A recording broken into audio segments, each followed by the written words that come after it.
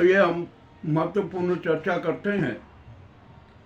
हमारे देश की स्थिति बड़ी विचित्र हो लग रही है और हालात भी गंभीर होते जा रहे हैं। सच्चे अर्थों में यदि मैं कहूँ ना, तो देश की हत्या की जा रही है, व्यवस्था की हत्या की जा रही है, संविधान की हत्या की जा रही है, कानून की हत्या की जा रही है, न्याय विधा की हत्या की जा रही है, राष्ट्रवाद की हत्या की जा रही है, समाजवाद की हत्या की जा रही है और यहाँ तक अब तो परिवार कौमों तक की हत्या की जा रही है। यह सारा मामला अति रोचक है। इस पर बड़े गंभीरता से चिंतन करने की जरूरत है। अब क्या होगा क्या नहीं होगा इस मामले में अब तो 147 करोड़ जनता को ही सोचना पड़ेगा, चिंतन करना पड़ेगा कि राष्ट्र की रक्षा कैसे हो, सनातन धर्म की रक्षा कैसे हो। इस बात पर ध्यान देना जरूरी है। हम पूरा एक सारा विवरण प्रस्तुत करेंगे। हमारा जो एपिसोड रहेगा देश की हत्या के शातिर षड्यंत्र, उसके भाग रहेंगे 1, 2, 3, 4, 5 जितने भी हो सकते हैं। तो आइए हम सबसे पहले बात करते हैं आज के हालात की, कि आज में देश में किस प्रकार के शातिर षड्यंत्र रचे जा रहे हैं। सबसे बड़ा षड्यंत्र हमारे देश में न्यायपालिका के खिलाफ रचा जा रहा है और ये षड्यंत्र अपने आप में अति रोचक है। आइए हम एक ताज़ी घटना की बात करते हैं। सीजेआई गवाई जी हैं, वो बड़े अच्छे निर्णय दे रहे, सरकार को आंखों में आंखें डाल के बता रहे हैं कि आप ये गलत कर रहे हैं, ये गलत कर रहे हैं, ये गलत कर रहे हैं। तो सीजेआई इस गुजराती गैंग के सरकार की आंखों की किरकिरी बन गए। उन्होंने कहा कि इसको किसी भी हालत में हटाना चाहिए। अरे हटाना क्या चाहिए, वो तो नवंबर में सेवानिवृत्त हो ही रहे, मगर वो इस पीरियड में क्या क्या निर्णय देंगे जरा इसकी भी कल्पना कर लीजिए।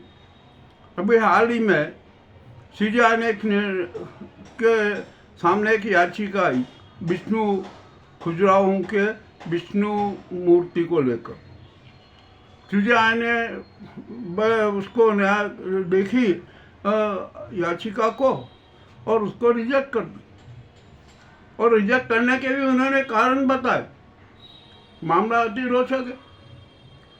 हुआ ये कि जब उन्होंने याचिका निरस्त कर दी ना, तो उन्होंने एक बात उसमें ये कह दी कि भाई आप सब विष्णु के भक्त हो ना, तो आप ये विष्णु जी को ही आवेदन कीजिए, विष्णु से ही प्रार्थना कीजिए कि वो यहाँ के पुरातत्व विभाग को सद्बुद्धि दे दे कि वो विष्णु की प्रतिमा को फिर से तैयार कर दे, बना दे।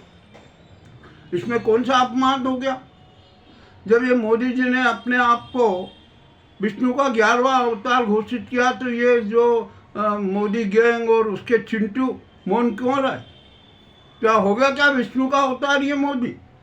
मामला बड़ा विचित्र है। ये तो सोच का सवाल है ना।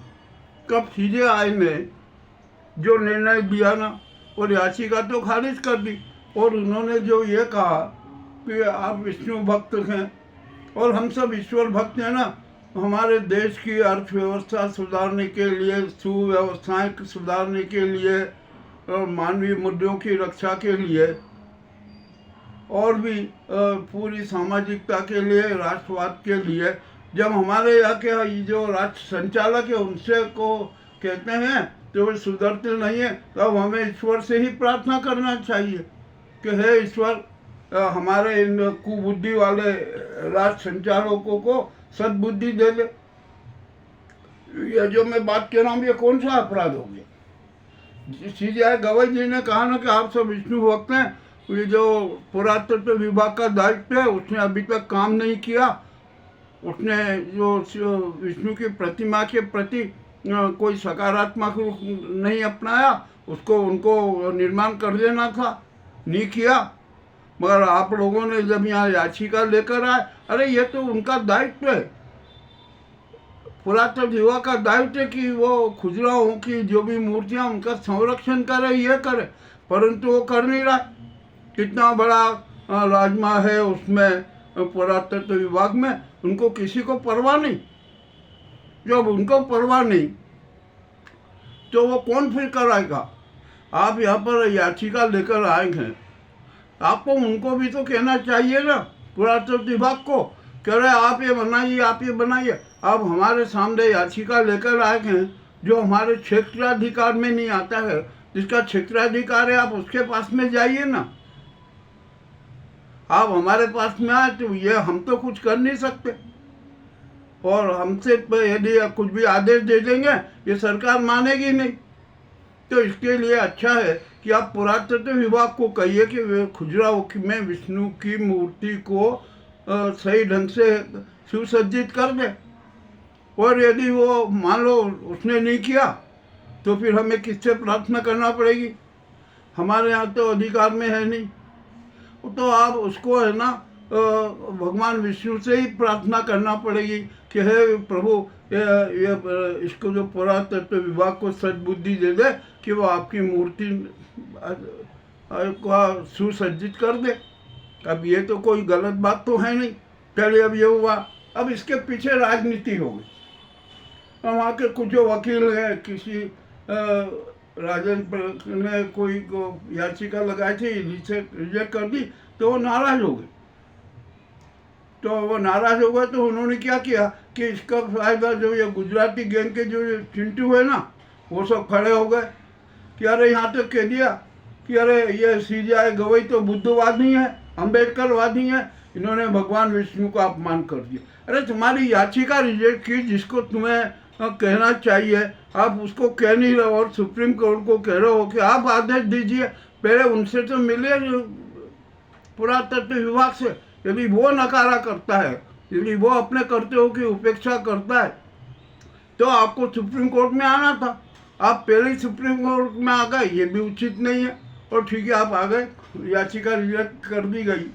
और जो वकील लोग हैं ना, उनको कहा गया कि आप पुरातत्व विभाग से संपर्क कीजिए, मगर उनको मिर्ची लग गई। तो नाजी गैंग ने तो सीजीआई के खिलाफ मोर्चा खोल ही रखा। वो तो न्याय विधा को समाप्त करना चाहते ही है। तो उन्होंने कहा कि ये अच्छा मौका मिला कि इन वकीलों के मार्फत सीजीआई के खिलाफ एक मोर्चा खोल दिया जाए। और वकीलों ने खोला, मोर्चा खोल दिया, तो राष्ट्रपति तक को आवेदन दे दिया कि इन्होंने धर्म का अपमान किया। इसमें कौन सा सनातन धर्म का अपमान हो गया? यदि गवई जी ने कहा ना कि यदि कोई नहीं सुनते हैं तो हम भगवान विष्णु से प्रार्थना करिए आप कि वो इनको सद्बुद्धि दे दे। इसमें कौन से सनातन धर्म का अपमान हो गया? ये तो आपको सद्बुद्धि देने का सज्ञान मिला ना, आपको ऐसा करना चाहिए। और कुछ चिंटू कह रहे अरे सीजीआई गवई ने हिंदू का अपमान किया, हिंदुत्व का अपमान किया, उनको क्षमा याचना चाहिए और अपनी की गई टिप्पणी वापस लेना चाहिए। कौन सा भैया हिंदुत्व का अपमान हो गया? अरे सच कहना है, यदि हिंदुत्व का अपमान है, क्या आपको सही राय देना हिंदुत्व का अपमान है? क्या यदि जो न्यायिक बात है और जो उपेक्षाएं हो रही है, जो विभागों का उन्माद हो रहा है, उसको आपको बताना क्या हिंदुत्व का अपमान है? आपकी सोच कैसी हो गई? अरे हमें अपनी सोच बदलिए, विवेकवादी बनिए और सकारात्मक विवेकवादी बनिए। यदि भगवान विष्णु की मूर्ति खजुराहो में पुरातत्व विभाग ने नहीं सुधारी ना, तो पुरातत्व विभाग के खिलाफ आप आंदोलन कीजिए, आप उसके खिलाफ धरना दीजिए। वो तो दे नहीं रहे और आप ये गुजराती गैंग के चक्कर में आप है ना सीजीआई गवई को निशाना बना रहे। और आपको फिर एक बात बता दूं कि सीजीआई गवई के पक्ष में देश की 90% जनता है। आप जो नाजी गैंग के चिंटू हैं ना, अब आप संभल के ही रहना, आपकी स्थिति बड़ी खराब होने वाली है। और अब तो ये देश की 90% जनता आंदोलन करेगी कि सीजीआई का सेवानिवृत्ति काल नवंबर न हो और उनका कार्यकाल 2 वर्ष के लिए बढ़ा जाए। यह है सच्ची बात, न्याय की बात है। अरे जो संविधान की रक्षा के लिए संकल्प थे, जो कानून की रक्षा के लिए संकल्प थे, जो खुद को कहता है कि हम सुपर नहीं है, कोई भी सुपर नहीं है, सिर्फ संविधान और कानून सुपर है, आप उसके खिलाफ मोर्चा खोल रहे हो, महाभियोग चलाने की बात कर रहे हो। जो व्यक्ति हमारे मौलिक अधिकारों का संरक्षक है, वो हमारे लिए लड़ता है, आप उसके खिलाफ मोर्चा खोल रहे हो, इसे गुजराती गैंग के खिलाफ बेकावे में आकर, ये वो बात उचित नहीं है। हम सब समझते हैं, जनता भी समझती है, आपका ये मिशन है ना बिल्कुल खराब हो गया। और सबसे बड़ी बात तो ये है कि देश के संविधान की हत्या का प्रयास किया जा रहा है और यहाँ पर सब प्रकार के नाटक किए जा रहे हैं। मैं आपको हर एपिसोड में एक एक बात बताऊंगा।